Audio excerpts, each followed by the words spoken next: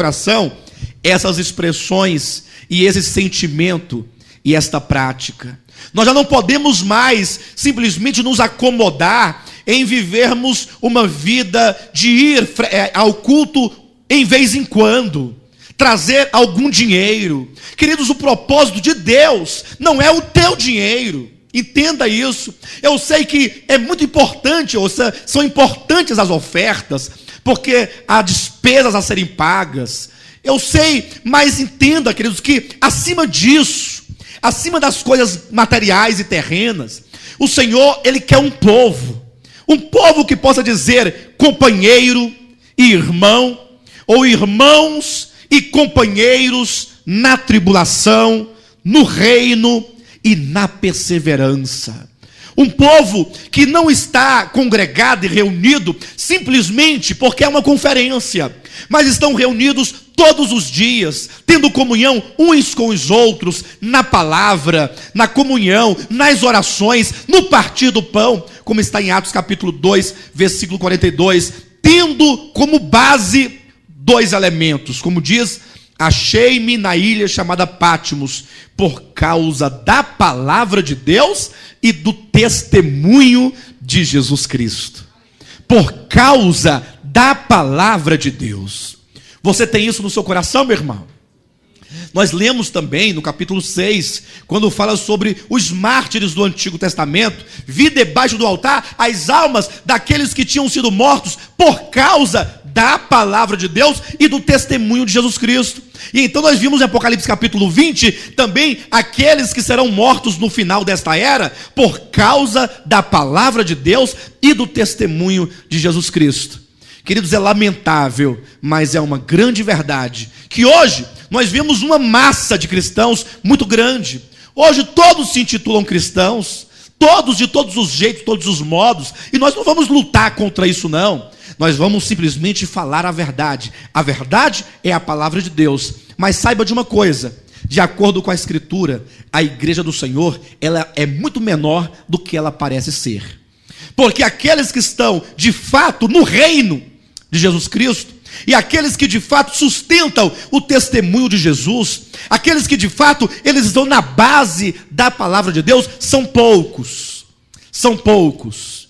E nós sabemos que o Senhor vai voltar. Nós vamos verificar isso nessa profecia, nesta noite, e que só vão ser arrebatados antes da grande tribulação aqueles que têm essas características: irmão vosso e companheiro na tribulação, no reino e na perseverança, e que sofrem por causa da palavra de Deus e do testemunho de Jesus Cristo. O sofrimento por causa da palavra e por causa do testemunho é inevitável. Uns sofreram dando as suas próprias vidas, seus próprios corpos, porque foram mártires, literalmente falando, no sentido literal da palavra, né? Martúria, testemunhas, mártires. Outros sofrem de outra maneira. De todo modo, a Bíblia diz que todo aquele que deseja viver piedosamente padecerá perseguições. Então João, ele recebe o Apocalipse como um livro de revelação. Alguns falam: não, nós não podemos entender o Apocalipse. Já ouviram falar disso? Teve uma pessoa que falou assim: olha, nós não podemos entender o Apocalipse porque é um livro de figuras, umas coisas muito difíceis, de maneira que se nós não entendermos não tem problema, o que importa é que nós vamos para o céu e vamos continuar, e larga o Apocalipse de lado. Mas isso é contraditório por dois motivos. Primeiro, porque o próprio nome do livro já diz Apocalipse, que quer dizer revelação. Se alguém diz que você não pode entender o Apocalipse porque ele está oculto, então essa pessoa não entendeu nem sequer o nome do livro, Apocalipse. Porque a primeira palavra aí do capítulo 1 de Apocalipse é revelação. Este é um livro revelado e portanto está aberto para nós. Esse é o primeiro motivo. E o segundo, porque há uma promessa, há uma bênção que é prometida a todos aqueles que ouvem e aqueles que leem as palavras dessa profecia, como diz no versículo 3 do capítulo 1.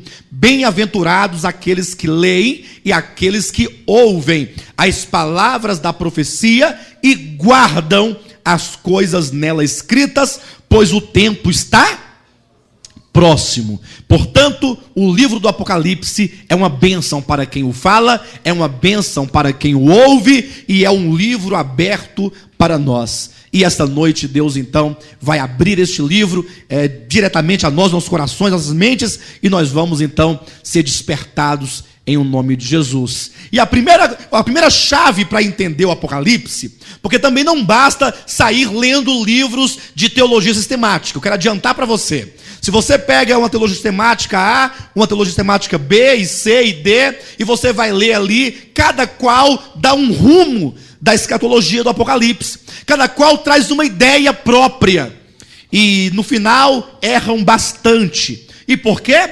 Porque ao interpretarem o Apocalipse, ao invés de eles se submeterem à própria interpretação que o Apocalipse dá de si mesmo, não. Eles leem o Apocalipse e procuram encaixá-lo nos seus dogmas já pré-adquiridos. E eles querem colocar o Apocalipse dentro de um arcabouço dogmático de suas denominações que possuem 600, 500, 400, 200 anos. Porque no passado alguém disse de uma maneira e hoje as pessoas não podem mudar. O sistema está montado. Então eles têm que encaixar de qualquer maneira. E aí tem que se tornar mesmo malabarista, senão não consegue dar conta daquela mensagem. Nós, entretanto, queremos nos submeter ao livro. O livro do Apocalipse é que traz o sentido, e então é Jesus quem vai nos trazendo. Ou é um anjo, ou é um dos anciãos, ou é um dos 4 seres viventes. Sempre vai ter um guia, sempre vai ter alguém da parte de Deus direcionando. João, olha para cá, é assim. E aí nós vamos encontrando no próprio livro o discernimento e o significado dessas coisas proféticas e simbólicas que aqui nós encontramos. E a primeira chave deste livro está no capítulo 1, versículo 19. Eu quero que você olhe em o nome de Jesus, que nos diz assim: escreve, pois, as coisas que viste, e as que são, e as que hão de acontecer depois destas. Essa aqui é Jesus que está dizendo. O próprio Jesus Cristo, amados, diz assim para João: João, olha, você vai escrever em livro a revelação que eu vou te dar. E essa revelação consiste em 3 partes. Escreve as coisas que vistes, ou seja, que tu acabara de ver. O que João já havia visto antes do versículo 19? Ele teve a visão do Cristo glorificado andando entre 7 candelabros de ouro, que são as 7 igrejas. Ou é o Cristo glorificado, é o Cristo como sumo sacerdote que cuida da sua igreja nesta era de trevas. E então ele diz: as coisas que vistes, capítulo 1. E ele diz: e as coisas que são. Ou seja, as coisas do presente, as coisas que eram naquele momento. E ainda diz: e as coisas que devem acontecer depois destas. Então o Apocalipse, ele é subdividido, é dividido em 3 partes principais. Se você, meu irmão, ignorar essa divisão que o próprio Jesus estabelece, você certamente vai falhar na compreensão e na interpretação deste livro. Portanto, que você possa tomar essa chave como absoluta. As coisas que vistes, capítulo 1. As coisas que são e as coisas que hão de acontecer depois destas. E alguém diz: pastor, como é que eu posso saber o que são as coisas que são e as coisas que hão de acontecer? Porque as coisas que vistes é passado. Então eu sei que se refere ao capítulo 1, antes do versículo 19. Então ele acabaram de ver. Agora, as que são e as que hão de acontecer, como nós vamos saber? Então nós já temos o paradigma das coisas que vistes, é o capítulo 1, a visão do Cristo glorificado entre as igrejas. Vamos então procurar no próprio Apocalipse as coisas que devem acontecer. Capítulo 4, Apocalipse capítulo 4, versículo 1. Depois destas coisas, olhei, e eis não somente uma porta aberta no céu, como também a primeira voz que ouvi, como de trombeta, ao falar comigo, dizendo: sobe para aqui, e te mostrarei o que deve acontecer depois destas coisas. Olha o que o Senhor está falando para João. João sobe para aqui, ele olha para o céu, ele vê uma porta aberta no céu, e então uma voz que diz: sobe, João, para o céu, vem para cá. João é arrebatado em espírito, e então o Senhor lhe fala: e eu te mostrarei as coisas que devem acontecer depois destas. Então veja, a partir do 4 em diante, é dito que o Senhor iria mostrar as coisas que devem acontecer depois destas. As coisas que vistes, capítulo 1. As coisas que são, capítulos 2 e 3. As 7 igrejas, que compreende esses 2000 anos de história da igreja. E agora no capítulo 4, eu te mostrarei as coisas que devem acontecer depois destas. Então, nós temos aqui os 3 momentos.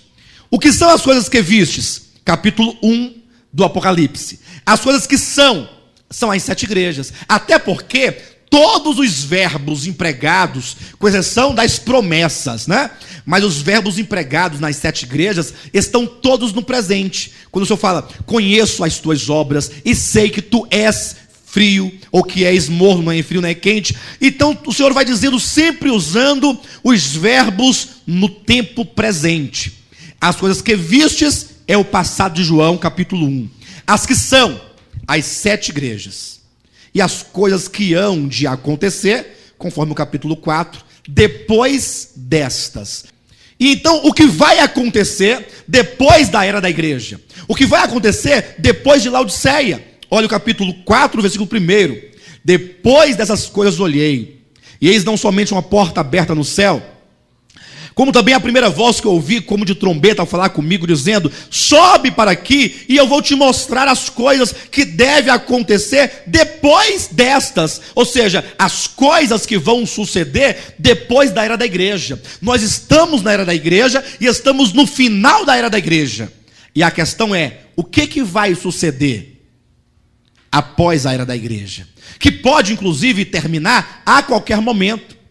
O que será que vai acontecer? Quais são os próximos passos e acontecimentos da história que nos levarão até o reino milenar e a eternidade? Eu quero que os irmãos fiquem atentos a isso, porque nós vamos agora tocar em aspectos de grande importância, e que você possa aguardar, inclusive, o cumprimento de cada uma dessas profecias. Porque se até então nós mostramos profecias cumpridas, porque já foram cumpridas, né? Quase toda a profecia lá da estátua de Nabucodonosor, cumpriu-se Babilônia, Média Pérsia, Grécia, Roma, não já foi cumprido? Também as 70 semanas já foram cumpridas, 69.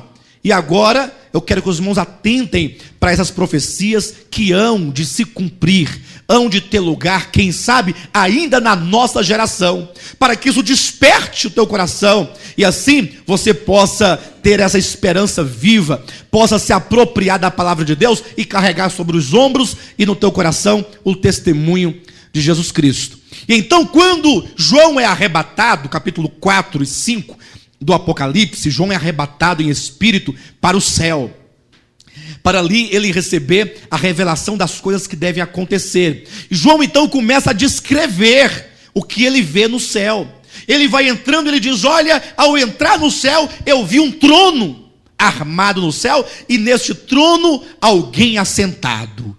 E eu percebi que ele estava rodeado por 4 seres viventes, e também por 24 anciãos, e havia milhares e milhares e miríades de miríades de hostes celestiais, todas em torno do Senhor. E eu vi quando os 24 anciãos clamavam 24 horas, dia e noite, dizendo: Santo, Santo, Santo é o Senhor dos exércitos. E a Bíblia diz que eles não paravam de declarar, de vindicar, de clamar, de reclamar a santidade de Deus.